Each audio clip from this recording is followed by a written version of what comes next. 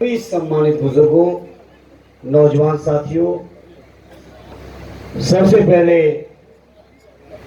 आदरणीय ओम प्रकाश राय जी का मैं हृदय से आभारी हूँ, धन्यवाद देता हूँ कि उन्होंने एक ही कार्यक्रम के माध्यम से पूरे लोकसभा क्षेत्र में संदेश देने का काम कर दिया है। उसके लिए राय साहब को मैं बहुत बहुत धन्यवाद देता हूँ। मैं समझता हूँ आजमगढ़ की शानदार सरजमी, जो सरजमी बाबू विश्राम राय जी के नाम से जानी जाती हो, जो सरजमी स्वर्गीय चंजीत जी के नाम से जानी जाती हो, स्वर्गीय रामदेव जी के नाम से जानी जाती हो, सद्य नेताजी के दिल की जो धड़कन हो, ऐसी शानदार सरजमी से मुझे चुनाव लड़ने का मौका मिला। उसके लिए मैं अपने को बहुत सौभाग्यशाली समझता हूँ। ये सही है, चुनाव हमने 2 बार ही लड़े, लेकिन आदरणीय ओम प्रकाश राय जी जानते हैं, मैं समझता हूँ जब मैं इलाहाबाद यूनिवर्सिटी में पढ़ता था, आज से लगभग 25 साल पहले से, तब से हमारे उनके पारिवारिक संबंध रहे।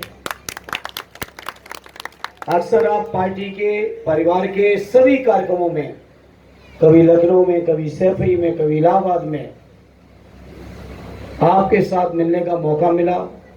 बहुत से परिवार के लोग मेरे साथ इलाहाबाद यूनिवर्सिटी में भी पढ़े हैं। तो ये संबंध कोई आज के नहीं है और न ये संबंध किसी चुनाव के हैं। आदरणीय ओम प्रकाश राय जी, आपको सफाई देने की जरूरत नहीं है। मैं इस मन से कहता हूं, जो ताकत मेरी कलम में होगी वो ताकत आप अपनी मानते हुए लोगों की सेवा करिए और हम हर मौके पे हर तरीके से आपके साथ मजबूती के साथ करें। जो रिश्ते सद्य नेताजी ने बनाए हैं, जो रिश्ते आदरणीय अखिलेश जी चलाए हैं, उन रिश्तों को कभी भी कमजोर नहीं होने दूंगा। ये मैं इतने समाज के सामने वादा करता हूं। मामूली रिश्ते नहीं आजमगढ़ के साथ नेताजी के। बाबू विश्राम राय जी की मूर्ति जब कभी भी आजमगढ़ कलेक्ट्रेट जाने का मौका मिलता है, तो जहां बाबूजी की मूर्ति देखने को मिलती है, वहीं सदैव नेताजी के नाम का पत्थर भी पड़ने का सौभाग्य मिलता है। ये रिश्ते रहे हम लोगों के बीच।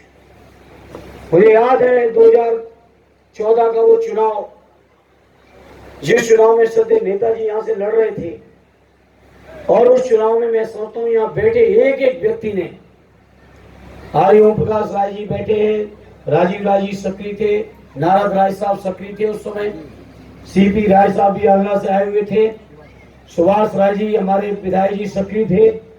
मैंने उस चुनाव में भी महसूस किया किस कदर आप सबने सहयोग समर्थन करके माननीय नेताजी का सम्मान बढ़ाने का काम किया। मैं चूंकि परिवार में छोटा हूं, आर्य अखिलेश यादव जी से छोटा हूं, सत्य नेताजी से छोटा हूं, तो मैं छोटे होने के नाते अपने बुजुर्गों से ज्यादा आशीर्वाद की उम्मीद लेके आया हूं। अब कितना देंगे कितना नहीं देंगे ये तो आप तय कर लीजिए, लेकिन जितने लोग भी बैठे हैं और जितने लोग बैठे इनके प्रभाव में भी जितने लोग हैं, सभी के आशीर्वाद का हकदार कोई है तो आपका बेटा है, दूसरा कोई नहीं है।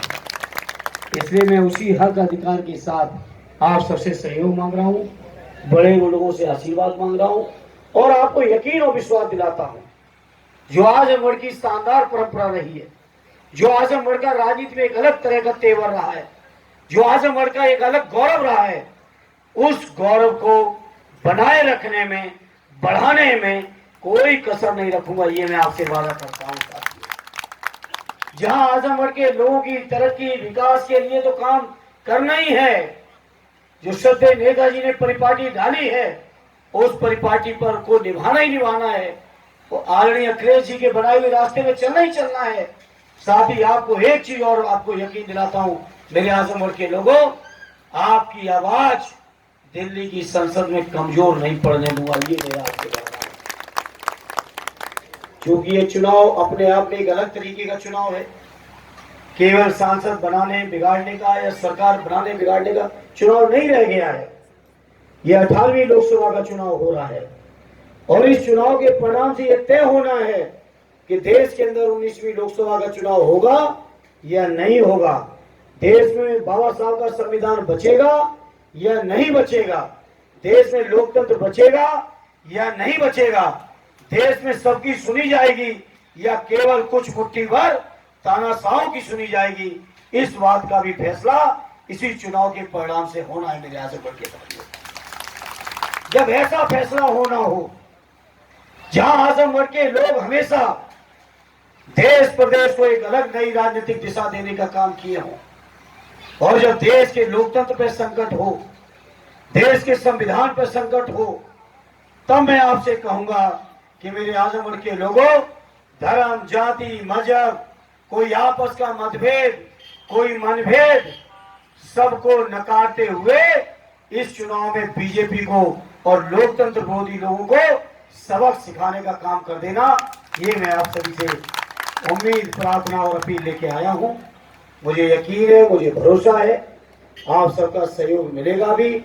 और जो हमारे इंडिया गठबंधन की घोषणाएं हैं, मैं समझता हूं आपके हमारे परिवारों के बहुत से लोग सरकारी कर्मचारी हैं और वो सरकारी कर्मचारी उम्मीद लगाए बैठे हैं कब इंडिया गठबंधन की सरकार आए और उनकी पुरानी पेंशन बहाल हो। तो हम आज इस मौके पर भरोसा दिलाते हैं हमारी सरकार आएगी तो पुरानी पेंशन की बहाली भी होगी। अभी एक नौजवान मिले मुझे यहीं पर, इसी कार्यक्रम में होंगे कहीं, कह रहे कि मैं अग्निवीर की योजना बनने का शिकार हो गया हूं। एक नौजवान कह रहे थे अभी इसी कार्यक्रम में, आकाश राय वो पीछे खड़े हैं, अग्निवीर की योजना में शिकार हो गए। तो मैं ऐसे नौजवानों को भरोसा दिलाता हूं, बनने दो इंडिया गठबंधन की सरकार। मैंने उनसे पूछा कि कहीं ओवर एज तो नहीं हुए हो, तो कहे अभी ओवर एज नहीं हुए हैं। तो मैंने कहा अगर ओवर एज नहीं हुए हो सरकार बनने दो, आने वाले समय में जो पुरानी फौजी भाइयों की भर्ती थी वही भर्ती करा के ये इंडिया गठबंधन के लोग छोड़ेंगे। बहुत मुद्दे हैं, क्योंकि कार्यक्रम बहुत आगे भी लगे हैं। राय साहब भी घोसी का चुनाव छोड़ के आए हैं। हालांकि मुझे यकीन था हमारे प्रेम में आगे ओम प्रकाश जी के निमंत्रण पे राजीव भाई रुक नहीं पाएंगे, लेकिन फिर भी एक उम्मीदवार की मजबूरी और परिस्थिति को मैं खुद समझता हूं। एक उम्मीदवार के लिए एक एक मिनट एक एक घंटा आधा आधा घंटा भी कितना महत्वपूर्ण होता है, इसलिए राजीव भाई का ज्यादा समय नहीं लेना चाहता। लेकिन मैं इस मौके पर आपसे प्रार्थना करूंगा, अपील करूंगा। बहुत कुछ आप सबके बीच सीखने का मौका मिला, बहुत कुछ साथ रहने का भी मौका मिला। सत्य नेताजी ने हमेशा आपका सम्मान रखा, आर्य अखिलेश यादव जी ने आपके मान को बढ़ाने में कसर नहीं की। तो मैं इसी उम्मीद पर, इसी विश्वास पर, इसी भरोसे पर और नेताजी और माननीय अखिलेश जी के बनाए हुए रिश्तों के दम पर आपसे अपने के लिए वोट की अपील और प्रार्थना करता हूं। मुझे उम्मीद है आप में से कोई मुझे निराश नहीं करेगा। मुझे अपना आशीर्वाद देके दिल्ली तक जरूर पहुंचाएंगे और दिल्ली पहुंचने के बाद 4 जून के बाद फिर आपके ऊपर है कि हमसे कितना काम ले पाते हो। देखते हैं आप काम लेने में लेते लेते थक जाओगे या मैं करते करते थकूंगा। इसकी परीक्षा 4 जून के बाद होगी। बहुत बहुत धन्यवाद। जय हिंद, जय भारत। साथियों, भाइयों, परिवार से होते हुए भी हमेशा मुझे बड़े भाई का सम्मान देते हैं, इसके लिए मैं अपने समाज की तरफ से आपको बहुत बहुत धन्यवाद देता हूँ। इस कार्यक्रम में आदरणीय दुर्गा प्रसाद यादव जी, संग्राम यादव जी, अखिलेश साहब, नफीस साहब, सुभाष राय जी, हवलदार साहब, सारे सम्मानित बड़े नेतागण और मेरे परिवार के लोगों, मैं अपना चुनाव छोड़कर अपने भाई के लिए आया हूं। आप समझ सकते हैं कि मैं कितना सीरियस हूं। बस एक चीज कहूंगा कि अगर आप मेरे अपनों मुझे चाहते हो कि मैं दिल्ली पहुंचूं, तो उससे पहले चुनाव यहाँ है, मेरे भाई को दिल्ली जरूर पहुंचा देना। और ये आवाज इतनी बुलंद होगी कि यहाँ से अगर संदेश गया कि शानदार ढंग से धर्मेंद्र यादव जी जीत रहे हैं, तो यकीन मानो मेरा 1 लाख वोट बढ़ जाएगा। तो जो मुझे चाहते हो कि 1 लाख मेरा वोट बढ़ा दे, आप जिता देना। साथियों, आदरणीय धर्मेंद्र जी बता रहे थे अग्निवीर योजना के बारे में, एक भाई उधर है। अब क्या कहें इस योजना के बारे में। माननीय प्रधानमंत्री जी, इस उम्र में 5 साल और चाहिए। मेरा 17 साल का भाई 21 साल में रिटायर हो जाएगा। इससे बड़ी विडंबना क्या हो सकती है। और 21 साल, 17 साल का बच्चा भर्ती होता है, 21 साल में रिटायर हो जाएगा। शादी की उम्र कितनी होती है? 21। तो शादी होके से पहले ही बबुआ रिटायर होकर घरे आ जाए। अब मान अगर शादी कर देने जाए तो गौनो ना हो, व्यवस्था हो गई बा। आजकल बड़ा माननीय प्रधानमंत्री जी का भाषण, अब तो मंगल सूत्र पर आ गया, गाय भैंस पर आ गया। तो समझ रहे हैं किस बात का संकेत है। 5 किलो राशन की बातें होती है। और 5 किलो राशन की बात मैं 2 मिनट में समझा देता हूं। 50 रुपए का 5 किलो का राशन होता है। आप समझाइएगा गांव में जाकर। 2 रुपया 1 किलो रुपया राशन तो पहले भी मिलता था। तो 5 किलो राशन का प्रकाश भाई 50 रुपया। कौन ऐसा बिजनेस है कि 50 रुपया लगाओ, महीना में 2000 पा जा। ये गुजरात मॉडल है। तो जौने महीने में 50 रुपए का अनाज मिली, वही महीने में 400 का सिलेंडर 1200, 800 रुपये हो गए। और एक परिवार में 6 आदमी बैठे तो 6 गो आधार कार्ड, 6 गो मोबाइल, और 6 मोबाइल खाते 200 रुपया एक मोबाइल के पर बैठ मान, तो 1200 हो गए, 800 हो गए। गुजरात मॉडल है। 50 रुपया देके गरीब होगा 2000 का रुपया। अब बताइए, पहले तो अग्निवीर वालों को आप रिटायर कर देते हैं। अब शादी के लिए नौजवान लड़के हैं। अब लड़की वाले ये पूछेंगे कि आपके घर में 5 किलो राशन मिलता है कि नहीं मिलता है, कि हम शादी करते हैं। नौकरी पूछेंगे कि राशन पूछेंगे। तो मेरे साथियों, आप एक ऐसी सरकार बना दो कि 4 तारीख के बाद हमारे नौजवान नौकरी के लिए लाइन में खड़े हो, राशन के लिए लाइन में नहीं खड़े होने चाहिए। राशन के लाइन में खड़े होने सरकार को बात है। जो सरकार हमारे नौजवानों को बेरोजगार कर देती हो, जो सरकार हमारे नौजवानों के भविष्य को बर्बाद कर देती हो, आपकी ये जिम्मेदारी है लोकतंत्र में कि उस सरकार को बेरोजगार कर दो। 1 तारीख को साइकिल पे बटन दबा के। और ये आसान करते हैं, जहां जाओ जिस मन से जाओ। आप 5 किलो राशन का एहसान करते हो। ये एहसान पता है कैसे है? ये भाजपा के सरकार वाले ऐसा एहसान करते हैं, आंखें छीन लेते हैं और चश्मे दान करते हैं। 5 किलो राशन लेकर नौकरी छीन लिया 5 किलो राशन पर। अच्छा ये बताओ, मंगलसूत्र के बहुत याद आता प्रधानमंत्री जी के। आगे ना बोलो, आगे के चाहे ना आगे चाहे ना बात बोलो, लेकिन मंगलसूत्र बनाने के लिए मेरे भाई हो, आपका बेटा भाई नौकरी करने वाला चाहिए, 5 किलो राशन वाला चाहिए। जिस देश की आबादी 85 करोड़ 5 किलो राशन पर जिंदा हो, उस देश का प्रधानमंत्री कहते हैं कि देश दुनिया में देश का डंका बज रहा है। हमारा 5 आदमी का परिवार, 4 आदमी दान के भोजन पर जिंदा है, और मैं कहूं कि मेरे परिवार का डंका बज रहा है। मंगलसूत्र के लिए नौकरी चाहिए ना, तो मंगलसूत्र के लिए नौकरी चाहिए। प्रधानमंत्री जी 5 किलो राशन नहीं चाहिए, आप सरकार बनवाइए। 30 लाख नौकरियां 6 महीने के अंदर हमारे गठबंधन की सरकार इंतजार कर रही है।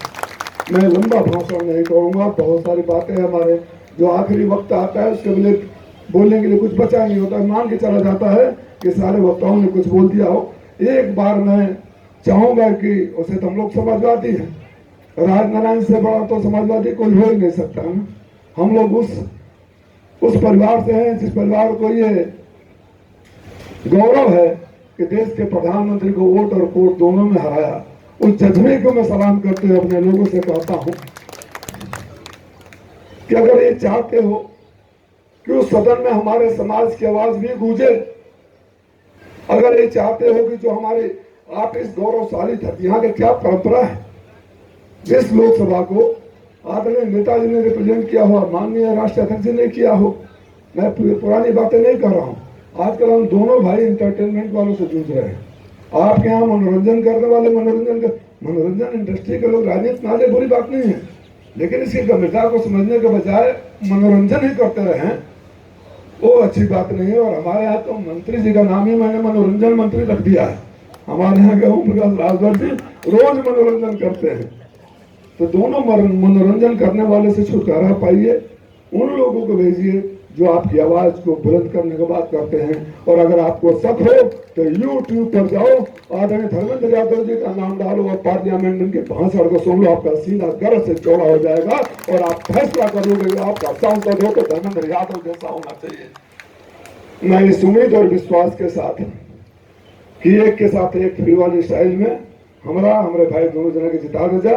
हमने के दोनों भाई मिल गए थे, दोनों भाइयों आजमगढ़ मऊ भी तो दोनों भाई है ना, दोनों भाई है ना, तो दोनों भाइयों को जिता दीजिए। आजमगढ़ मऊ की धरती गौरवान्वित होगी और अलगू राय शास्त्री से लेकर विश्राम राय से लेकर आदरणीय नेताजी और अखिलेश यादव जी की बात करते हैं, वो गौरवशाली परंपरा फिर वापस आएगी। आप सबको बहुत बहुत धन्यवाद। जय हिंद, जय समाजवाद।